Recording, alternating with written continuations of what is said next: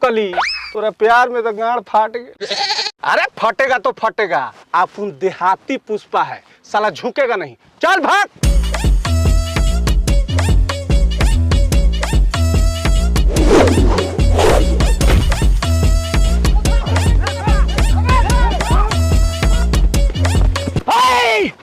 सर्वासो खाली तोनी का गोड़े से दौड़ता रे, देखता हूँ गाड़ों से दौड़ता। तोनी का मातारी के दूध पीले बारे की बकरी के मुंह पीले बारे सरे कि तोनी से जाट पड़ के छोकरा नहीं के पकड़ा